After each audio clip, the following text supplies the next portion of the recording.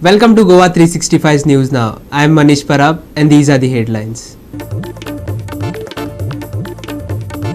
Fourth phase of the Marathon 2024 Lok Sabha elections come to an end with an approximate voter turnout of 62%. Polls go smooth for the most part with violence clashes in some areas.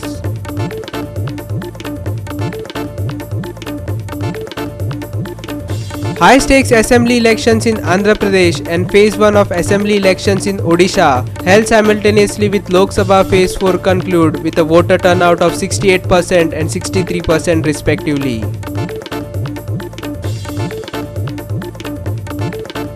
While week begins on a fairly dry start, IMD hints at rain until the 19th, yellow alert issued until the 15th. And now for the news in detail.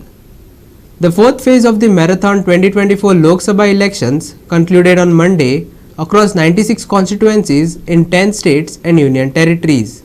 After voting that began at 7 am, the overall voter turnout recorded for Phase 4 stood at over 62%, with West Bengal recording an above average voter turnout of 75.66% as per the Election Commission's provisional figures.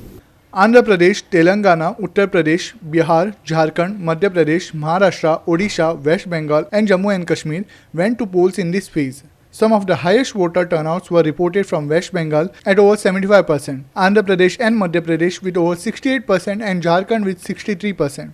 Other states like Maharashtra, Uttar Pradesh and Bihar witnessed moderate turnouts in the range of 52 to 57%. Jammu and Kashmir's Srinagar constituency saw the least voter turnout at 35.75%.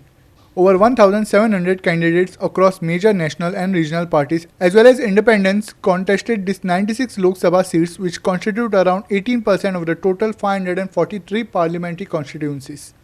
The electoral juggernaut now moves towards the fifth phase scheduled for May 20th, covering 49 more seats across states like Bihar, Jharkhand, Maharashtra and Uttar Pradesh. The nail-biting final counts and results for all 543 constituencies will be declared on June 4th. Manish Parab and Sangeeta Oli for GOA365. The high-stakes assembly elections in Andhra Pradesh and Odisha held simultaneously with the fourth phase of the 2024 Lok Sabha polls concluded on Monday.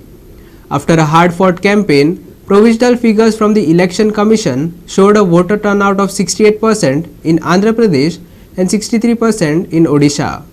In Andhra Pradesh, it was an intense triangular contest between the ruling YSRCP, the opposition India Alliance, led by Congress, and the NDA comprising BJP, TDP and Janasena. All 175 assembly seats and 25 Lok Sabha constituency were up for grabs. Telangana Chief Minister Y.S. Jagan Mohan Reddy, who contested from Pulavendla, led the YSRCP's charge, vowing to make Visakhapatnam the executive capital. The opposition united behind TDP chief N. Chandrababu Naidu from Kuppam and Janasena's Pawan Kalyan in Pitapuram to oust the incumbent government. In neighbouring Odisha, the ruling Biju Janata Dal faced a keen contest from the BJP and Congress across the 28 assembly segments that went to polls in this phase, along with 4 Lok Sabha seats. Several prominent leaders like state ministers and former bureaucrats were in the fray. The high-stakes battle saw a number of former ministers, ex-MLAs and senior leaders from all major parties contesting to secure a majority in the 147-member Odisha Assembly. The BJP eyed an opportunity to upstage the 2-decade reign of Naveen Patnaik's BJD. Amidst a crunch security presence, voting was conducted across over 7,300 polling stations in both states. The twin elections witnessed an unprecedented voter outreach campaign by all sides on issues ranging from development to welfare schemes and capital relocation. As counting for these crucial state polls happens alongside the Lok Sabha results on June 4th, the outcomes will determine whether the incumbent governments retain power or make way for new coalitions to take charge.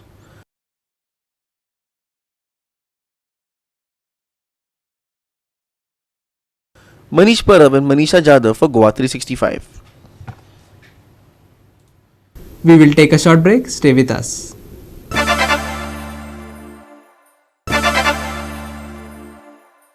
Welcome back. Phase 4 of the 2024 Lok Sabha elections concluded today with a healthy voter turnout. While voting was smooth for the most part, incidents of violence, clashes, poll code violations, and a few discrepancies were reported in several booths. Scores of displaced Kashmiri Pandits in Jammu were allegedly unable to vote on Monday in the fourth phase of Lok Sabha elections due to their names missing from the electoral rolls. Even SKPs lined up across special polling stations in Jammu amid tight security, several of them had to return without casting their vote.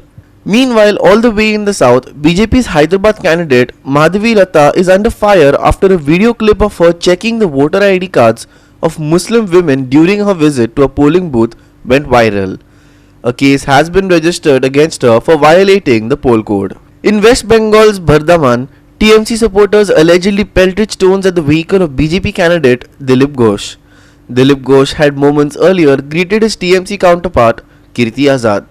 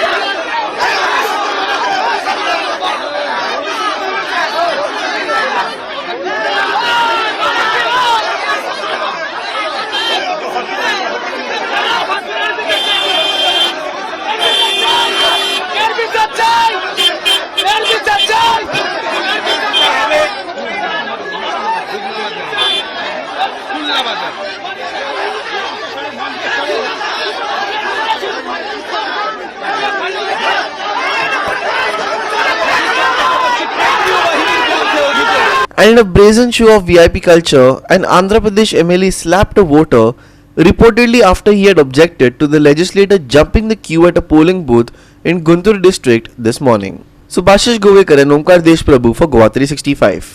Tragedy struck the western Indonesian island of Sumatra, where at least 41 people have lost their lives after flash floods and cold lava cascading from Mount Marapi wreaked havoc in the region. Here's more. Torrents of ash and rock flowed down Mount Marapi, the most active volcano in Sumatra, following hours of heavy rain on Saturday. The mudslides inundated two districts, claiming lives and leaving over 100 homes, mosques, and public facilities damaged.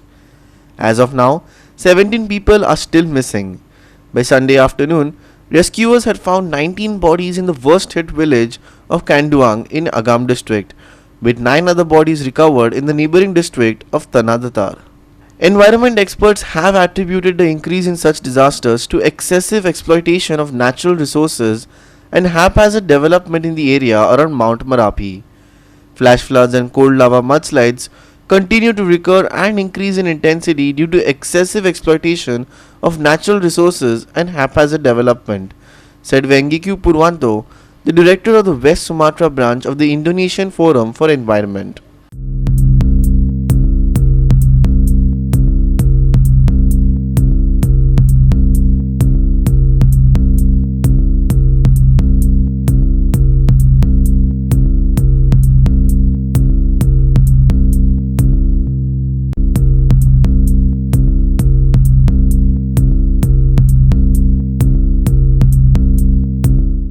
Mount Marapi, known as the Mountain of Fire in the local Minang language, has seen several similar disasters in recent times, including eruptions that claim lives and cause significant damage to the region. Subhashish Govekar and Sanika Nagwekar for GOA365. We will take a short break. Stay with us.